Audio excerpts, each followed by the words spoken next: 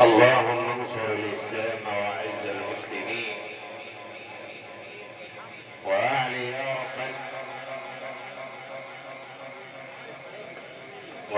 يا ربنا بفضلك كلمتي الحق والدين،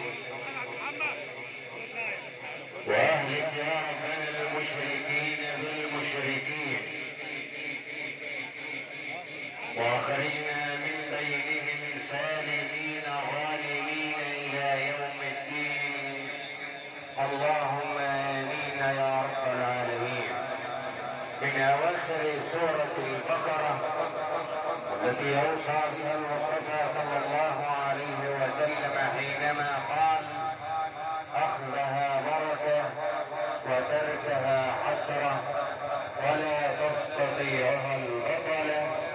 سبحت الأرواح في سماع القرآن الكريم، وعشنا واستمعنا واستمتعنا بهذه التلاوة القرآنية المباركة من ذلكم العلم القرآني الكبير والنجم الإذاعي فضيلة القارئ الشيخ مصطفى إسماعيل، العلم القرآني والنجم الإذاعي والمقيم بمركز ومدينة الزقازيق.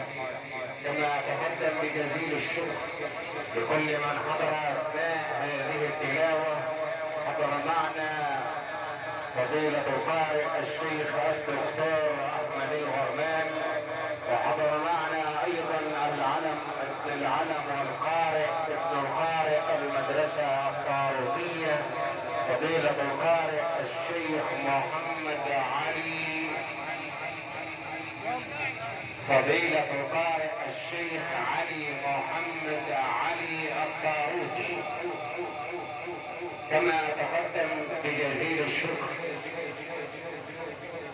باسم الحاج حسن أبو علي والأستاذ علي حسن أبو علي الحاج علي أبو جودة، وأشكر أيضا باسم الشيخ جمال سعيد جودة والشيخ حاتم عبد المنعم جودة والحاج هاني عبد المنعم جودة والحاج علاء أبو صالح.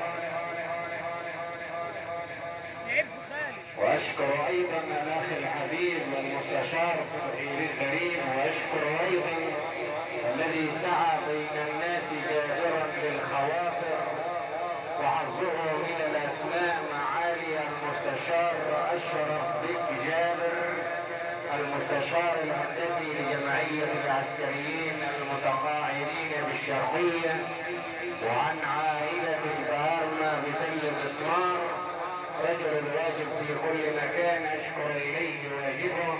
وأشكر أيضا إلى معالي النائب محمد فوزي، وأشكر أيضا إلى المحاسب أحمد الخزرجي. كما تقدم باسم العائلة الكريمة بخالص الشكر والتقدير لكل من حضر يؤدي واجب العزاء من القيادات الشعبية والقيادات التنفيذية والسادة عمد القرى المجاورة والسادة أعضاء مجلسي النواب